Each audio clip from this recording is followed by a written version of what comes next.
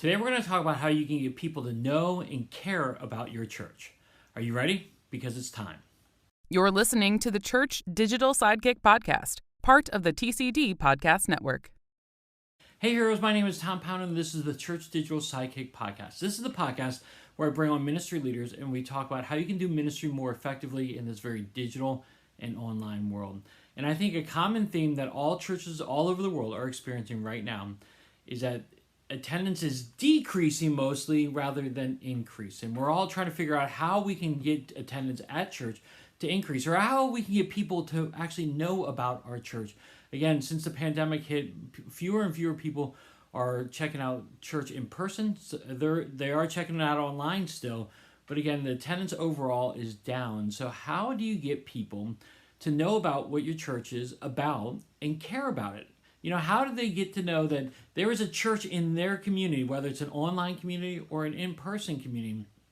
How can we get them to know about your church and care about it? Because if you just make the assumption that our church is there and people know about it, it's a false assumption. And so to talk about this today, I have Justin Nava on, and Justin's a great guy and has been in the marketing world for a really long time, and he loves to help churches get their message out to people about how they can make their church known into their community and how they can reach them effectively. So I'm really excited to have Justin on our podcast, and we're going to be talking all about that. But before we do that, I want to share with you about thechurch.digital. At thechurch.digital, we have so many great resources, great blogs, great podcasts that are going to help you in your online, digital, or even in-person ministry. If you have metaverse ministry that you're looking to, the church.digital is a great place to go. We've got, again, blog posts, podcasts, coaching, and cohorts as well. So if you want to check out all the information there, go to the church.digital today and really learn how to do ministry effectively in this very digital and online world. All right, so again, today we're talking about how you can make your church known in your community, again, whether it's an online community or an in-person community, and Justin Nava and I are going to be talking about that right now. All right, with me right now is Justin Nava, the one and only Justin Nava. Are there other Justin Navas out there, you think? I wish I was the one and only. Let me tell you this, Justin, I think I finally reached the precipice of what I need to be, because I'm ahead of the jazz trombonist, Justin Nava, Okay. which ironically, I did play trombone in jazz band as well. So that was very confusing. So I wish I was the one and only. I'll just have to go become the best known Justin Nava. There you go, the best known Justin Nava. I will say this, every now and then I think I'm the only Tom Pounder in the world, and then I just Google search me, and again, thankfully I pop up mostly on the top of the Google stuff, but there are other Tom Pounders in the world as well. So hey, as long as it doesn't show up any news reports, I think everyone's better at that. We're okay. Yes, but to me, you are the only Tom Pounder. At least that's worth knowing and doing life with. I think that's fantastic. So yes, I am not the one and only, but I am hopefully going to be the best known, because what I want to share today, and the whole reason I do what I do, is to help churches make a greater impact in their community, make more disciples, and better serve the people they're called to. And Tom, if you don't, you got to stop me, okay? Or otherwise I'm just going to keep going.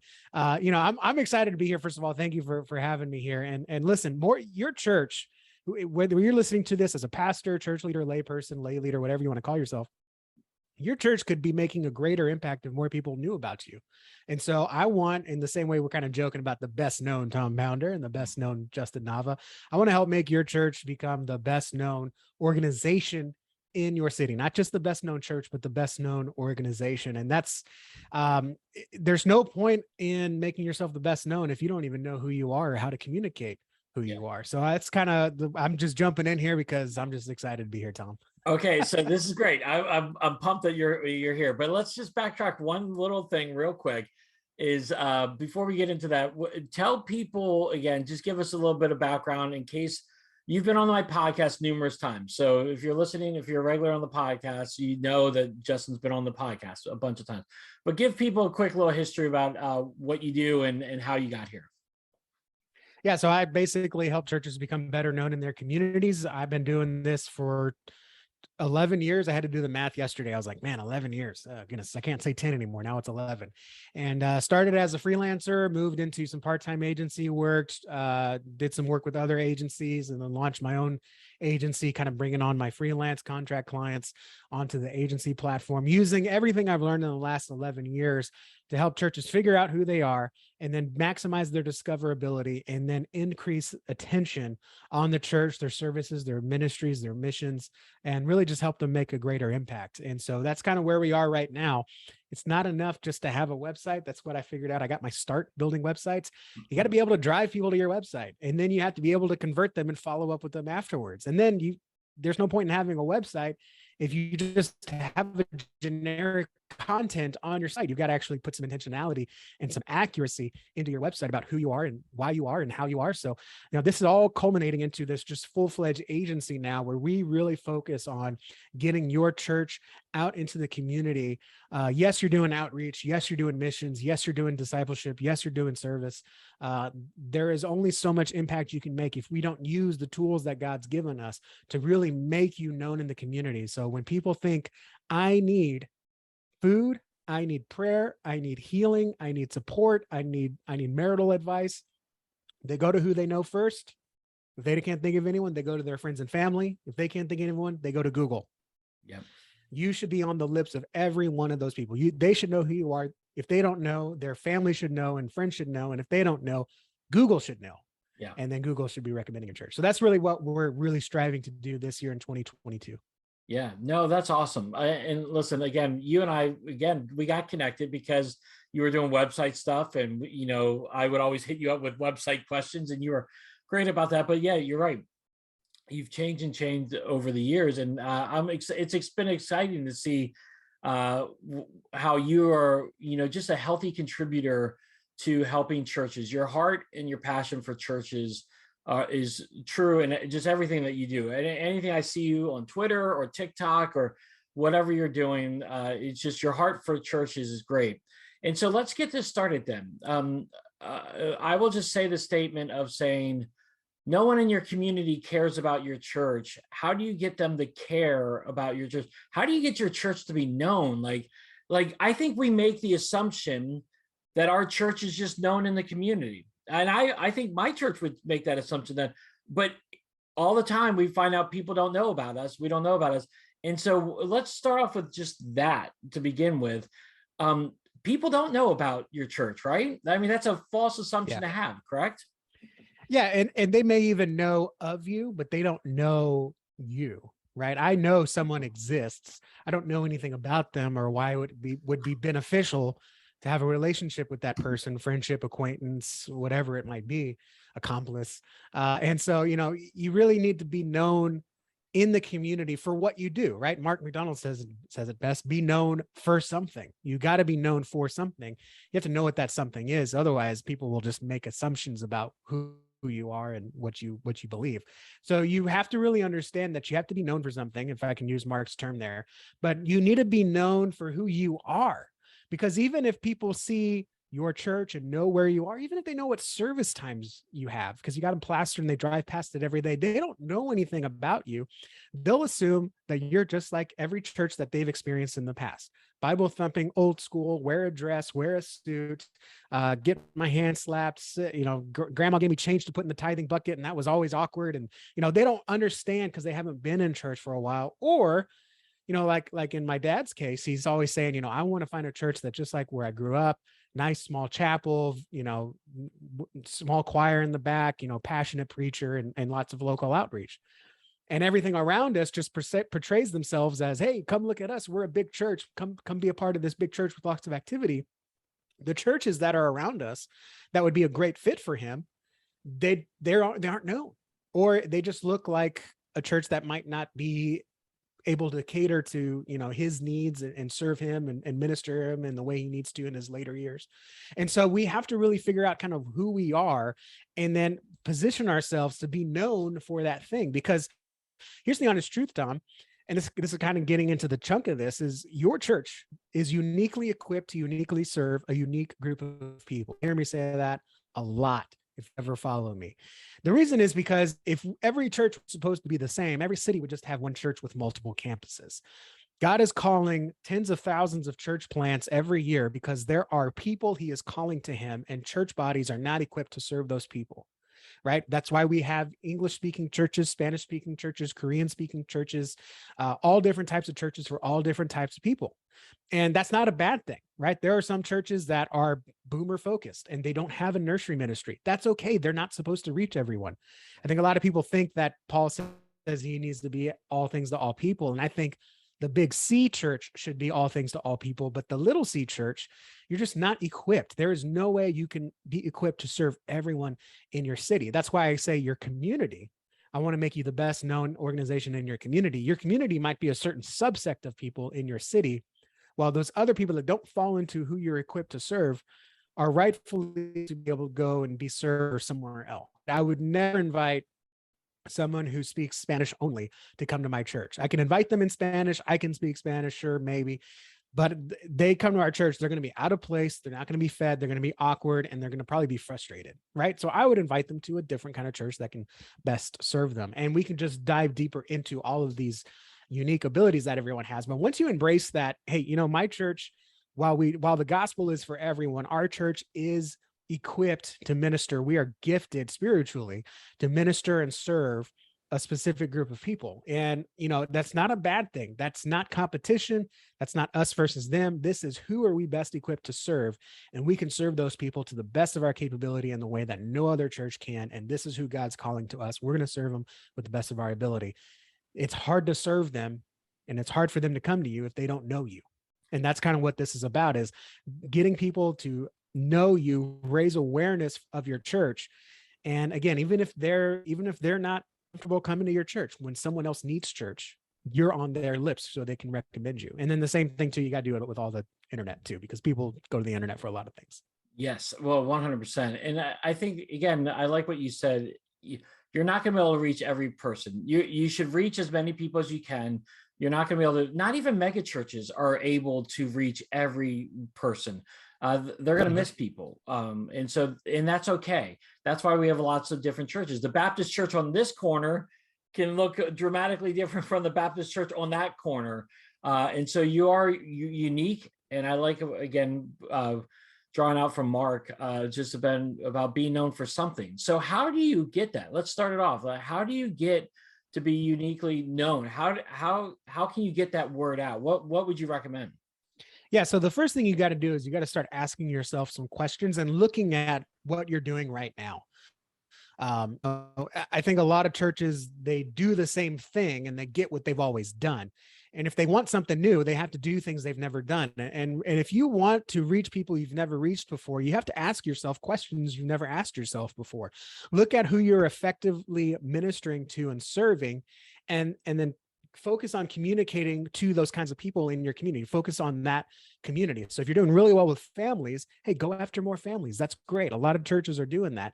A lot of churches are doing that aren't effectively ministering to families.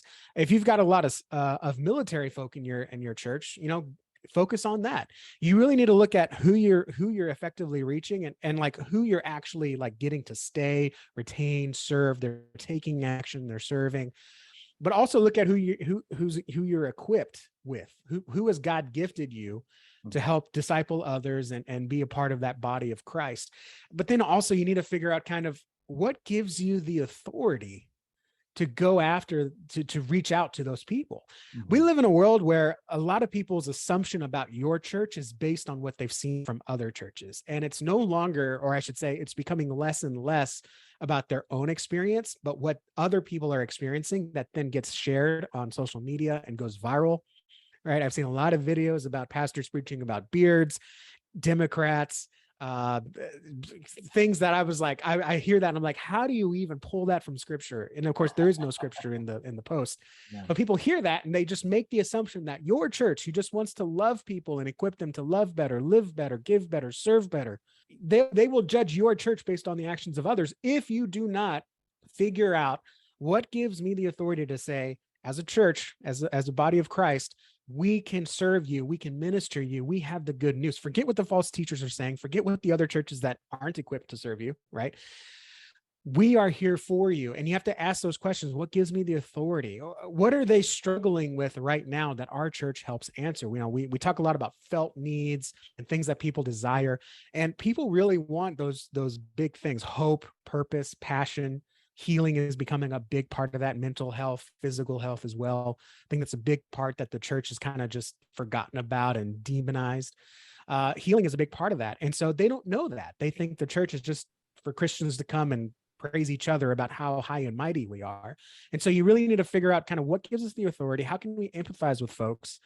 And then what are their specific needs that we come along and say, I know you're struggling with this. We've been there too. Here's what we do, and here's what you can expect. Yeah. And I don't know if this sounds familiar to you, Tom, or any of your audience. This is really following the story brand formula. When we start on projects, getting churches ready to build their foundation to go scale and reach more people, scale their marketing efforts, we start with the story brand foundation.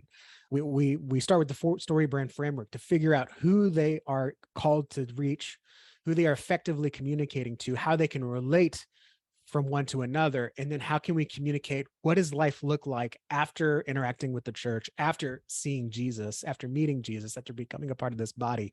How do we effectively communicate that? Because just saying go to church because your life will be better is not going to do the job. And especially if you just communicate, come to church at 9:30, it's going to sound like, well, come to church at 9:30. Why? Well, because it's at 9:30. That's right. We need to communicate ourselves better than the trailers we grew up watching and the teasers we see coming out of, we just had SDC, the San Diego Comic-Con. We got all the trailers to get excited for Marvel stuff.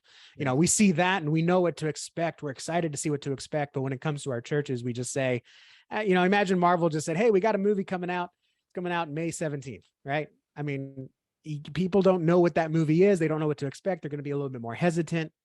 And you're kind of leaving it up to them rather than taking control and saying, this is what you can expect. This is what you're going to come out seeing. And I think unlike the Marvel movies, you don't got to do a lot of research to go to church and fully appreciate and understand it. Nor do you feel like you got to put a bunch of puzzle pieces together in the theater. And you're like, I hope nobody asked me who this character was, because I don't know who that was. Yeah. Well, and see, I think that's really interesting. Great points that you're making, because I look about my church in particular at the moment. We wanted to be known for helping our community and serving our community. So we would go out to the community fairs, especially over the summertime, and serve them and to be a part of those and to engage with our community that way.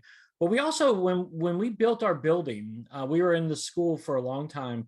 And when we built our building, we did a survey, community survey, and just said, what can we help with? How can we serve you all in this community? And they gave us a variety of different options. But one of the things they said was, hey, we want more indoor sports fields or fitness centers, because sports and health are really important in my area, as I assume a lot of different areas.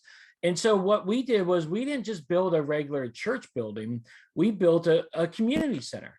And we built a community center with turf fields, basketball courts, a fitness center, and then it's essentially a portable church. And we wanted to help with that. And we have our church on Sunday, but 7 days a week, it's used as a sports facility, serving our community and meeting needs there. But we also do serve our community. We have this thing called Passion for Community, where, again, we're helping people get started out. Again, our area, which it seems like a lot of areas in America these days, are high priced. And so not everyone can afford things. And so we want to help families, especially those who are getting out of tough life situations, get started in life. And so we created this group called Passion for Community, and we serve our community. And that's what we want to be known for. We don't want to have the best, like there's other churches in there that are known for big events and great concerts and all this. We're not known for that, but we're known for wanting to serve our community. That's perfect. I love that. Yeah. That's fantastic. My next question to you, Tom, and hey, let me ask you some questions now. Oh, great. This is my podcast. But this is a good exercise, because this is kind of the questions that we ask our clients. This is the kind of question I ask my own church. And I think seeing this, if I can put your feet to the fire a little bit, let me ask you this. Why is it important for your church to serve the community? Why is it the community and not something else? Well, again, I didn't start the church, but I came on staff here. But Sure, sure. again, we felt like we wanted to be the hands and feet of Jesus. We wanted to go out there and serve our community. And again, just be known that we're a helping hand, that we're not expecting you guys to come to us, but that we want to go to you and help out and love on people and serve people. And again, we're trying to raise disciples that make disciples. And we feel like by us going in the community, we're really doing that. Absolutely. That's perfect. And there are, you mentioned make disciples who make disciples, helping the community, being the hands for the needy.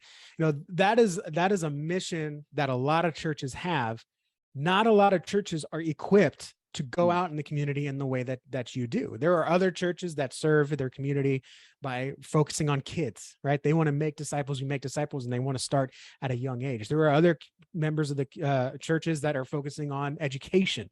They provide lots of education opportunities to meet the failings of the public school or whatever is going on in the area, or even extracurriculars, right? I got a client that's doing finance classes for high schoolers because the schools aren't teaching high schoolers, and they're teaching them how to become better stewards. And then through that, they teach, well, who is actually ultimately responsible of the blessings that we have and the gifts we have, and kind of where that family unit comes in, part of the finance management part of it. I think it's fantastic. Every church, while our mission can ultimately be boiled down to disciples who make disciples, we each carry it out in a different way.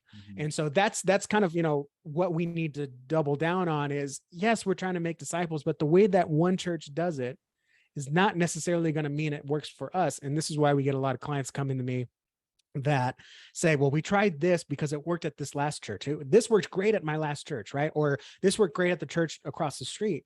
It doesn't match who you are. It's like if I go to your house, Tom, and I start cooking dinner for your wife, she's gonna be like, this isn't my husband, get out of my house. And I'll say, this Tom does this every night. Why won't you let me? It's awkward, it's weird, it doesn't fit. And so we got to figure out who we are and why we are, and then again, how we are going to do that. And so I think that's fantastic that you have that, because you didn't go into just, well, we're disciples who make disciples and we want to serve the community. You went into exactly how you're equipped. You've got volunteers with a passion for sports. You've got volunteers with a passion of community. You've got volunteers out of a passion to minister to people through that. Whereas another church might have a lot of intellectuals, might have a lot of introverts. One of my favorite churches in Arkansas is a church full of introverts. They don't do stuff like that. They make disciples in smaller environments. And so I think that's fantastic to figure out who you are. What gives you, again, the authority to speak? Your church can say, we care about a community. We care about team sports. We care about, raising people up in that disciplined environment. And I think that's great. That makes the community better. And you've got another church across the country that says, we get it. Life is anxious. So we're going to have small group environments. We're not going to try to shake your hand or have all the greeters shake your hands. We're going to do very small steps to get you to commit to the church and be discipled. And what works for them won't work for you. What works for you definitely won't work for them. And that's kind of what we have to dig into. So that way, when someone says, I wish there was a boys and girls club around here, someone can say, oh, well, Tom's church is even better. Yeah. Right. Or, I really want to go to church, but everyone wants to shake my hand. I don't know anyone. They blow up my phone afterwards and they won't stop calling me. And they showed up to my house on Tuesday night. I don't want that. Okay, we'll go to Sunny Church because they don't do any of that. Yeah. And you're going to feel much more comfortable there. So you got to figure out who you are. And then from there, you got to communicate who you are. You've got to make sure that people finding you can understand who you are. And then also that people that don't know about you can have a way to know you. Yeah. So let's break that down. How do we get the word out about that? Sure. So we kind of went over step one, which we call the branding foundation. That's knowing your message, who you're called to serve, how you're going to serve them, what actions you want them to do, what gives you the authority and empathy to speak into their life, what are they going to experience when they come in, what is the kind of the process of them engaging with your church. It's not always just plan a visit, right? We want them to plan a visit, but there's going to be some stuff afterwards. We want to make that known. You should be able to promote your visitor process. Okay. If you don't feel comfortable promoting your guest assimilation, onboarding, welcome system, whatever it is, you're probably not doing well, or you're not doing it right, or you're trying to trick people to come back to church. We should not be tricking people to come back to church. So all of that is the branding foundation, knowing all of that. Yeah. Okay, then you've got a little bit of your logo, your identity, how you're going to represent yourself. So step 2 really is to maximize your discoverability. This is people that are searching for you or something that you offer. Okay, so this might come in this is obviously your website. People are going to land on your website. Your social media can be a part of that. I don't focus a lot on social media unless it's paid advertising, because that's where the real results are. Your local SEO, that's your search engine optimization, Tom. That's what I always seem to talk about with you, which is getting you to rank higher in Google. When people are searching for churches, they're searching for questions that your sermons answer or your blog posts answer, or events, right? Anytime I got 2 kids now, I search for family friendly events because we want to get out of the house. Your church events should be showing up when people are searching for kids activities this summer, right? Something like that. And then also your reputation. This is something new that we've been focusing on because we've seen a very big difference when people are searching and looking for a church to join, or even just something to take action on. Your stories and your online reviews are a huge, huge factor in people deciding whether or not they trust you, because they will hear what you say about yourself. They will listen to what others say about yourself. Yeah. And so you really need to focus on how are we going to get people to not only just leave a good review, like great worship, love the pastor, hey, great, like I felt welcome, but really leave a review that's more like, hey, we were on the verge of divorce. I didn't know what to do as a man. I went to this church, pastor counseled me, put me in connection with a group of men. My wife came and felt welcomed. We brought our kids, and now our whole family is living with a new purpose, a new passion, a new outlook in life, and our marriage hasn't been any better. 5 stars, right? God forbid that person's like 2 stars, like, oh, and I think you accidentally hit a button. So you need to get some actual stories like that, reviews like that, and actually manage that. So that way, when people are searching for churches, searching for kids activities, searching for food pantries, searching for benevolence, right? I need gas to get to my interview or something like that. You know, you're going to get the people that are just looking for handouts. That's just part of the business. We know that. But then also people that are searching for questions of your sermons, right? If you do your work and you actually preach a sermon that is meant for your body, but is good for anyone to consume, then when they search for something like marriage counseling in Denver, you know, your sermon might come up and says, hey, you know, we're talking about divorce here. And, you know, yes, they're getting marriage counseling results, but Google might also serve up your sermon on divorce or your sermon on marriage that they can then watch, because that's more content. And so that's just something, if you do blog posts, hey, great. You know, if you do clips or something like that, your website has a better chance of showing up because you can properly SEO it versus a random Facebook video. Those live for a couple days and then they're never watched again. So, you know, you really got to focus on maximizing your discoverability. But again, you have to clean your house first. You have to figure out who you are and what actions do you want people to take and what gives you the authority to speak into their lives and what they can expect. You have to figure all that out before you bring them over for the people that are looking for you. So once you figure all that out, you'll actually get some data too to learn what is attracting people, what is working that we can double down on, what's not really working that we can kind of leave behind, because, you know, churches are limited on resources. The last thing I want you to do is be spinning your wheels trying to make something work when you've got something that is working that you can focus your attention on and scale. So this is great. And just a quick question, like, because YouTube is tied into Google, because Google owns YouTube, would you recommend, if you're going to throw a video up there, again, you can throw it up on Facebook, you can throw it up on Instagram and all those other places, but would you recommend that you probably number one should be throw it up on YouTube because of the SEO purposes and what Google will give you based on that? Yeah, if you properly, when I say properly SEO, we're talking about, you know, properly tagging and filling all the information about your video so it shows up when people search. Okay, so it takes literally 5 minutes. Now, your first time doing it, it might take an hour, but after a few weeks of doing the same thing over and over again, it'll take you 5 minutes. Yes, absolutely. YouTube is great. Throw your whole sermon up there. There are some people out there, Tom, that say never put your whole sermon on YouTube. I say, why not? It doesn't cost you anything. It doesn't hurt you. If anything, you're putting something out there that might not work, but it could work tremendously, and it's going to give you the data of what's not working. So yeah, you don't want to just say, you know, here's my sermon, July 19th, right? You don't want to put that up there. You also don't want to put pastor's title. I'm sorry, I'm picking on pastors here. Pastors, they make great sermon titles for the congregation, not for YouTube. So thank you. Thank you for saying that. Yeah, yeah. If you're a creative out there, just ask your pastor, say, hey, can I update the sermon title just for YouTube, and get their blessing and name it something catchy. Because the sermon title, like, stumbling over God is pretty cool. But a YouTube title I might use is like, when God causes you to stumble, or why is God against me, or why does God hate me? Things like that. You can put that in the description. That way, when people type that into Google or YouTube, your YouTube video could show up, and not many people are typing that. So the ones that do, your video has an even higher chance of showing up. So yeah, absolutely. YouTube is one of my favorite platforms. And so definitely YouTube should be a place. And I would always recommend, that is not the end point.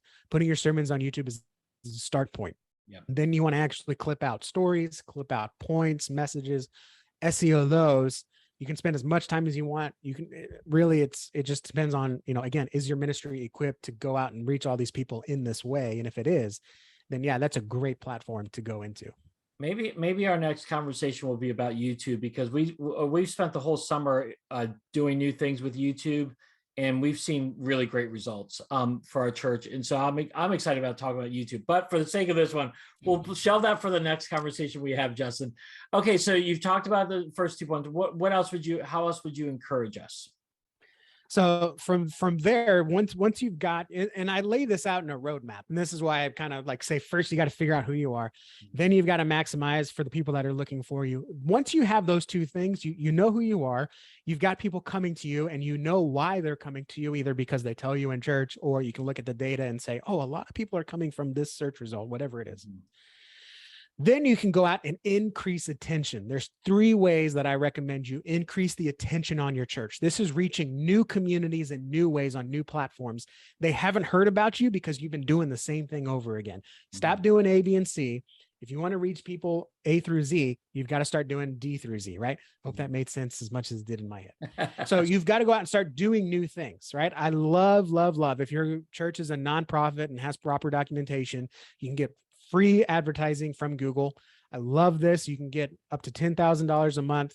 You can reach people in your community, be top of the search results when people are searching for churches, when people are searching for Bible questions or anything like that, kids activities. Again, you can be right at the top.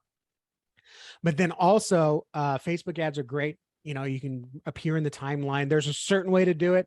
That way is not how most churches do it. So whenever someone says, oh, we tried Facebook ads and it didn't work.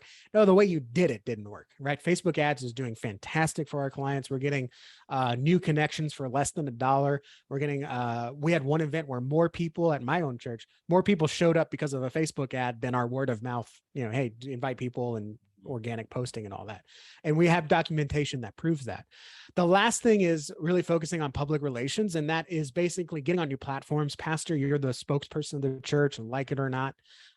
And so having yourself on there or other representatives that you trust, make podcast appearances, do guest blog posts. Every community has a local foodie group, right?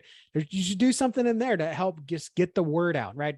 Tom, you'd be fantastic. Your church, you do something sports related. You've got the community events. You should be putting out press releases. Hey, we've got a Sweet 16 tournament this March, if you're doing something like that. Or, hey, we've got a new kickball league starting up. I can't tell you how many times I've looked personally for softball leagues. So I would love to get back into softball. Give me something to train for, get some good community action. I just can't find any softball leagues where I'm at in North Houston. Stuff like that, where you're putting out press releases, anyone that comes and speaks at the church, right? We've got a great, fantastic new guest. He wrote this book and he's coming to this church, put out a press release. If anything, even if no one sees it, Google sees it and realizes that your church has this specialty. And so anyone that is interested in that, because Google knows us deep, right? Deeper than our spouses. And it will give us custom search results. So people that are naturally inclined towards community service or naturally inclined towards sports, when they search for churches, Google knows your church likes sports and has a lot of sports events and is focused on the community. It will boost your church in the ranking results. And so things have gotten incredibly more complicated. Things are changing every day. But if you do that, make new appearances to new audiences using Google ads, using Facebook ads, using trying to get on new platforms with your church. You're going to increase attention and get more people knowing you. And so even if they say, that's a great church, I'm already connected to a church, or that's a great church, but it's not for me. Yeah. whenever someone says, gosh, my life is falling apart and I don't know what to do, and just everything sucks, let's say, okay, I get it. Hey, not for me, but maybe you want to check out, and they're gonna say, they should say your name, right? It's just like when someone's like, I got a crazy craving for tapas. Well, I've never had a tapa in my life, but I know there's a place down the street from my house. So hey, there's a place down there I pass every day. That's a recognition. That's a touch point. You want as many of those as possible. Yeah, that's awesome. I love everything that you just said there. And I will just again say, with Facebook ads over last Christmas, I went all in on Facebook ads. I asked for more money than I've ever asked for Facebook ads. And again, I can't directly say, hey, we saw these people identified Facebook ads as the reason why they came, but our attendance was significantly higher, especially with our online attendance, than it has been in the past few years. And I can attribute, I firmly believe that it's because of Facebook ads. And I think I tried 5 different ad sets, and it was fun to experiment. They were cheap overall, and it was just a good way to get that word out. Yeah, I love Facebook ads. I love Google ads, especially because Google ads are free. Yes, that's true. The ad spend is free. Yeah. And it's if you really know what you're doing, or if you hire someone that knows what they're doing, you can see tremendous result. And we've got churches that are having streets named after them, neighborhoods named after them, pastors that are being asked to go and speak at certain events that they're like, I've never thought I could be a speaker. And that's because they are making such a large impact, because everyone in the community is talking about this church. And let me just address this too. Some pastors, and these might not be the pastors that I'm equipped to serve, right? My agency is, we only work with a specific set of churches, because you have to be growth minded. You have to be willing to make a commitment. You have to be willing to stick through the roadmap. And even though you want to jump to the next shiny object, you've got to say, we can't do that unless we clean up our house. We can't list our house for sale unless we clean it up first. Yeah. Sometimes you got to change the roof, right? Yep. No one's going to buy a 20-year-old, 30-year-old roof, right? You've got to clean some things up. Yeah. So a lot of pastors have the concern that, well, as we draw attention to ourselves, we're going to draw a certain ire, right? We're going to draw some heat because maybe something's happened in the past, or, people just don't like the gospel. We live in a postmodern world. And if we say Jesus is the only way, and then people aren't going to like us, maybe even someone will protest us because we support a pregnancy center. I don't know, with the crazy climate we have today. Yeah. And to that, I say, unless you're getting some hate, you're not promoting yourself enough. I mean, every church, and just think about your favorite person that you like to follow socially, right? Someone doesn't like that person. Yeah. There's always two sides, and ads, unfortunately, marketing groups get better at PR. That's why everything seems split 50-50, because both sides of any argument is getting really good at the PR. And there's a middle line there that just no one seems to want to cross. And so as you promote yourself, you are going to draw some heat. What I would say to that is, don't let the hatred of 50 people impact you from changing the lives of 500, right? I would rather get the hate from 50 people that are never going to interact with me anyways, and have 500 new people to high five and 500 new parties in heaven, because we're going out and making ourselves known and calling people to action. And the last thing, because I think we're running up on time here, Tom, is I view inaction as a church. Our inaction is a stumbling block that we are placing in front of the people that God's calling to him. Okay. God may be calling someone and pushing on their heart saying, you've got to get back to church, or you've got to check out church. I want to know you more. Maybe they bust out their Bible during a hard time and they have trouble reading it. And they remember, maybe the pastor can help. Maybe someone helped me when she was going through a hard time, and I can do this too. And if they go to your church website, if they search for you online and can't find you, they will find someone else that maybe is not equipped to serve them.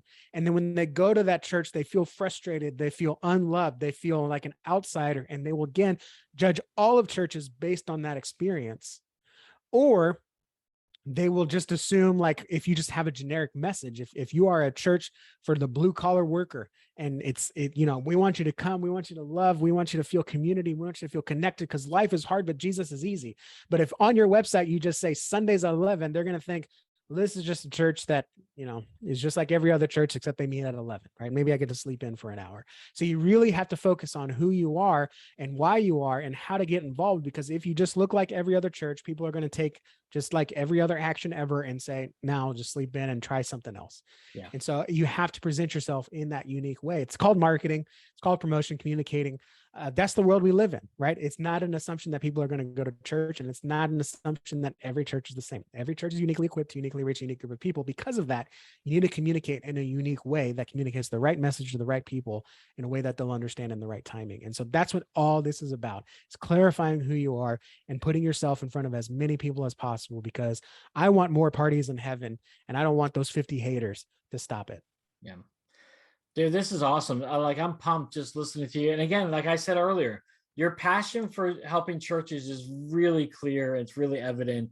And it's exciting to hear you share. So this has been awesome, Justin. I really appreciate you being with me. What if people want to connect with you and learn more about what you do? Where can they go? So I'm gonna give people one thing to do, because this is a podcast, right? Yes. So you listen to podcasts. I know you listen to podcasts. I'm not going to ask you to go download something or go read something. I just want you to listen to something. So go to your favorite podcast player, YouTube, Anchor, Spotify. Not Anchor's owned by Spotify, Apple Podcasts, Google Podcasts, and just go search for The Best Known Church Show. If you want to do it old school, go to thebestknownchurchshow.com and just subscribe to our podcast. We do a live episode every Wednesday. It's published Wednesday afternoon on the podcast platform as fast as possible. We do clips on our YouTube channel. But wherever you like to listen to podcasts, go add our podcast to the rotation. We talk about everything we did. We drill in even deeper, look at what growing churches are doing, what better known churches are doing. Because again, we want your church. If you are good, everyone knows a good, God-honoring church needs to be known more. And I want you to be above the noise of the false teachers and the churches that are making false promises, and even the other organizations that aren't churches that are making promises of a better life that only God can promise. I want you to rise above that noise and be known even more than them. And the way to do that, the way to get started, is just to go listen to that podcast. So that's The Best Known Church Show. And I subscribe to it, and I enjoy listening to Justin and his encouragement. And I would encourage you to do that. I will include that in the show notes. So if you don't, Awesome. if you didn't write it all down, just click on the show notes, click on the link, and you'll get with Justin. Justin is active on Twitter too. So if you want to make sure you want to follow him on Twitter, he's great. And he's on TikTok too. You got all that, man. Got to be the best known. You got to be everywhere. It's work, man. It's work. But hey, this is why we do what we do. That is true. I will have all of Justin's links, including his TikTok, for you to follow. So hopefully you'll do that. Justin, as always, it's great talking to you, man. I appreciate you, Tom. Thanks for having me, and God bless you all. All right. So what did you think? What stood out to you? What encouraged you? What challenged you? What questions do you have? I would love for us to continue this conversation online. Again, Justin and I are both on Twitter. And again, you can go to the show notes, find out all his information and where he's at on Twitter. But you can also hit me up on Twitter at TA Pounder. I would love for us to continue this conversation, again, because we want people to come to know Christ. We don't want just higher attendance, just to have higher attendance. We want people to come to know Christ so that they can experience eternity with us and with Christ. So this conversation was really important, and we'd love to have it carry on online. So again, hit us up on Twitter. We'd love to talk to you. If you got a questions, you can email me, Tom@thechurch.digital. I would love to talk to you a little bit more about that today. All right, heroes. Well, thanks so much for joining me. This wraps up another podcast. Again, I want to encourage you, if you enjoyed it, subscribe to it. I got these coming out regularly. I also got blogs and other content coming out at thechurch.digital, so you want to make sure you check that out. This is on YouTube, it's on iTunes, it's on Spotify. Just click the link so you can subscribe to it today. All right, heroes, well, I hope you have a great rest of your day, and until next time, have a great one.